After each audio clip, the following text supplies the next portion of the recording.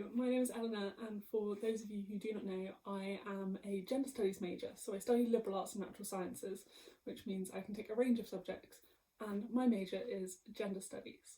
So I thought what I really want to do today, and I thought might be interesting for other people to have a look at, is to go through all of the gender studies books I own and have a bit of a reflect about what I have in my collection and what I have been reading, but more importantly, what I haven't been reading and what voices are missing.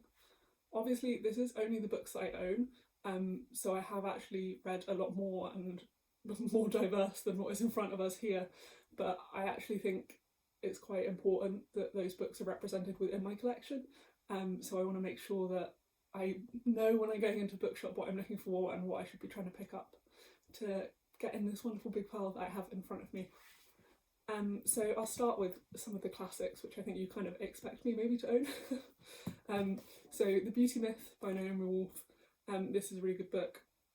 It's a classic mid-20th century kind of feminist book, and Naomi Wolf has done a lot of great writing, and I read this one quite early on and would recommend it. Another couple of classics that I haven't read, potentially one of the earliest feminist texts ever is A Vindication of the Rights of Women, earliest first wave feminist text, I'd say. So this is by Mary Wolstoncraft, and I haven't read this one yet, and nor have I read The Female Eunuch by Germain Greer.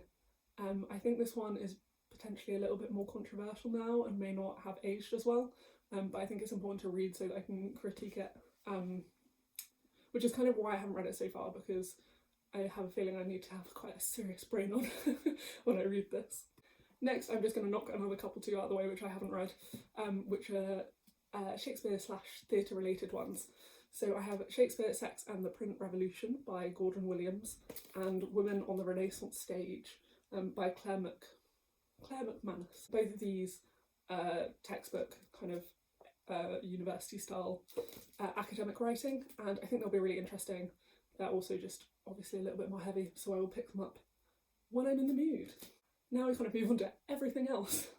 And I have read a lot more of these, obviously. Some of my favourites are Rebecca Solnit, so The Mother of All Questions and Men Explain Things to Me. She's got a new one which I actually really like to pick up as well. They're collections of essays, kind of with feminism as a big theme within them. They're definitely still non-fiction, but they're non-fiction essays rather than more academic, scientific texts. I would very much recommend these. Caitlin Moran's How to Be a Woman. I haven't read this one, I think. It's always confusing because I think her books look quite similar in terms of cover, but also in terms of title, so I forget whether or not I have read them. I have Mary Stopes' Married Love. She was the woman who was kind of central to getting the birth control pill on the market, and this is a text she wrote. So this could be really fascinating actually as a kind of insight into what a kind of quite cool radical woman was doing at the time. Another classic, maybe I should have put this in the classics bit, is We Should All Be Feminists by Chimamanda Ngozi Adichie. This is the Bible to all of us, I think, especially people of about my age. I remember doing a presentation in school about why everyone should go read this book. This is finally a slightly more diverse one, which is Black Feminist Thought, and it might be a slightly more diverse one, but it's also one I haven't read, but it's kind of top priority out of all of the books I have here to read next. It's by Patricia Hill Collins. This looks like a really good one for looking forward as to what books I want to read soon. I've got Hannah Witton's Doing It. Hannah Witton is a sex education YouTuber. She's great. This is a book she wrote, kind of I guess more for teenagers, in terms of explaining a lot of sex ed and being able to have those open discussions around it, but it's interesting to own from a slightly older point of view to see what people are doing. This is not necessarily a completely gender studies area of book. It's Why I'm No Longer Talking to White People About Race by Reni Eddo Lodge, but it does have a chapter on feminism and how feminism works in terms of intersectionality with race, and I think it's something I'd like to go back to and revisit, so I do think it kind of belongs in here. Girl Up by Laura Bates. Laura Bates is another, I guess, classic of feminism as we know it today. She championed everyday sexism. She kind of was the creator of that movement and has a book called Everyday Sexism. This is another one of her books called Girl Up, which is again, I'd say potentially for people slightly younger than myself, or for people who are slightly less deep dive into gender studies as myself, but is again really useful to have as a reference and also as a book to loan to people, because I think it is good for learning and also has the best end covers ever. Their little dancing vulvas, which is just beautiful. Another Naomi Wolf, this is Vagina. It's a book all about vaginas. And it's actually a really fascinating read. I read it when I was quite young, so I can't necessarily remember everything that went in it, but I remember it, like I learned a lot, and it really opened my eyes to a lot of stuff that I kind of probably knew already, but also didn't necessarily have the scientific evidence to back up, or like I had never really thought about it. Next is 50 Shades of Feminism.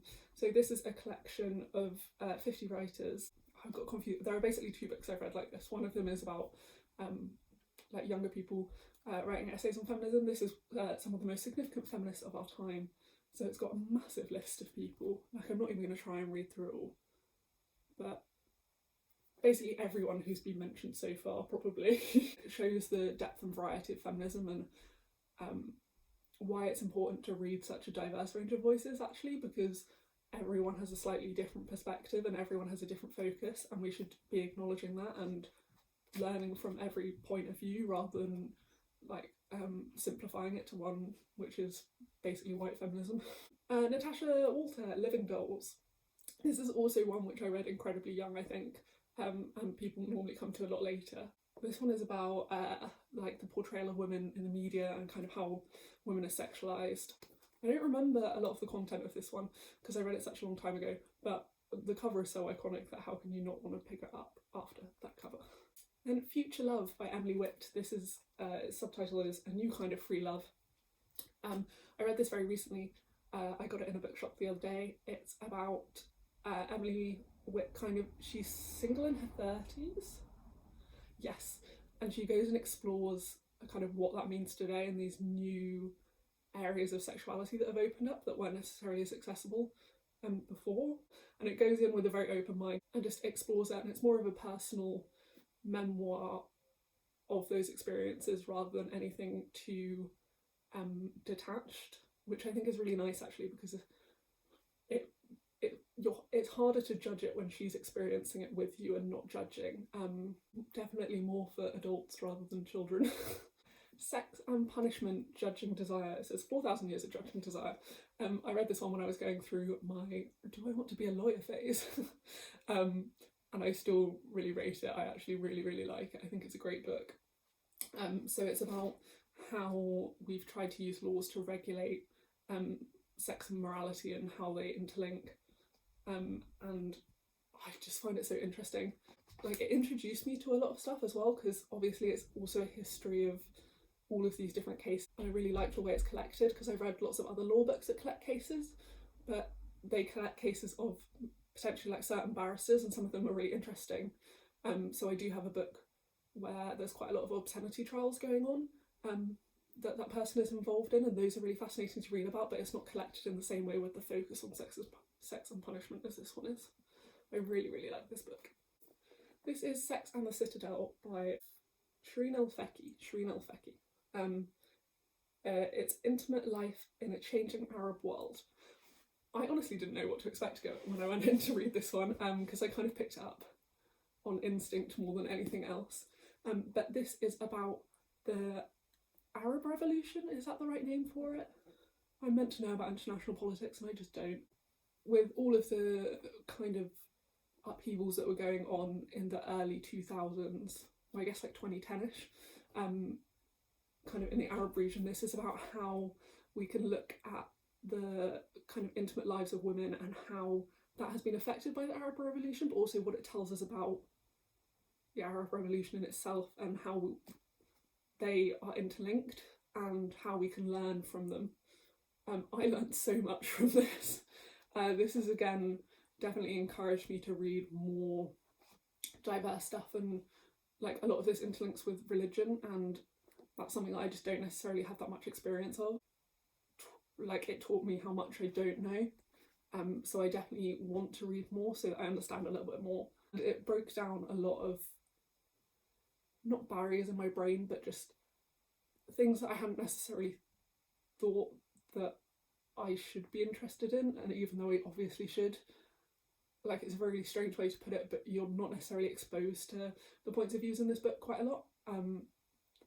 So I hadn't known to look out for them. Next, I have The Birth of the Pill by Jonathan Igue, How 4 Pioneers Reinvented Sex and Launched a Revolution. I picked this up in a charity shop again in my early teenage years, and this is a history of the birth control pill and how it happened. It's good because it picks up the problematic natures of the characters who are involved in it as well, and talks about their personal motivations, and like I don't remember all of this detail, but I remember that quite a lot of them aren't necessarily the best people, but that's okay, because no one is. But it talks about that and it acknowledges that as well, and describes a lot of the barriers that they had to overcome.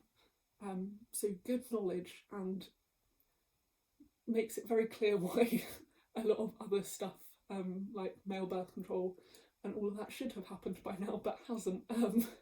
This sort of opens your eyes into some of the battles that they have to face to get any sort of birth control through.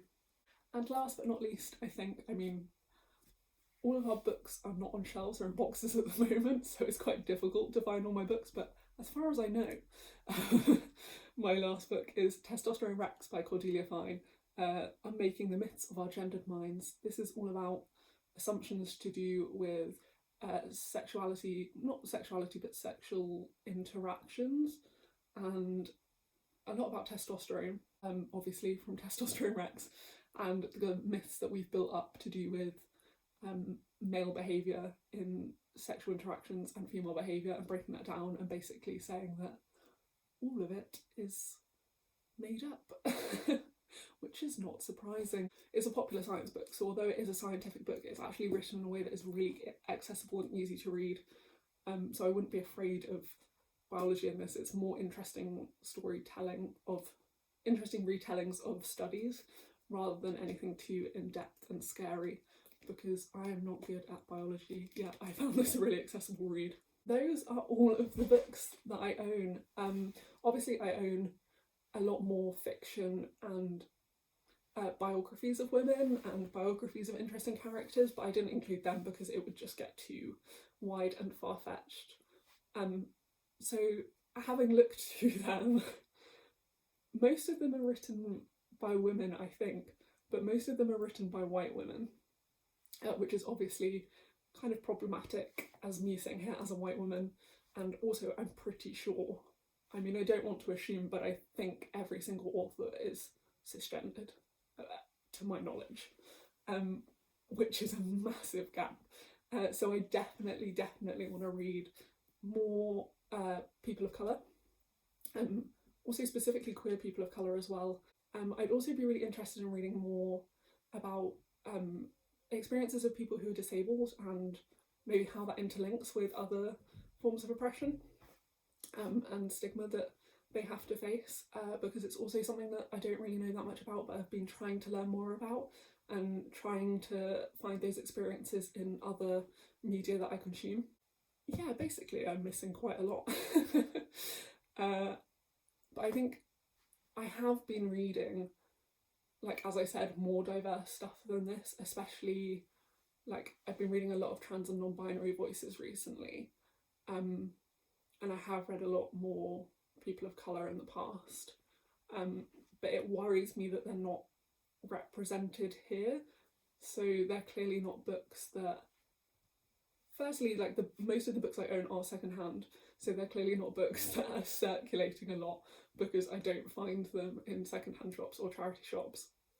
And I think, as a person who's really interested in gender studies and really wants to support the book industry, because it's something I'm really passionate about, I should definitely be considering how I can support those authors. And I think that going out and buying a physical copy of their book from an independent bookstore is actually, I mean, when I said going out, not at the moment, obviously, but phoning up the bookstores and searching out those books and those authors is actually something that I should be doing and thinking about doing, rather than just sort of passively seeing what comes my way secondhand.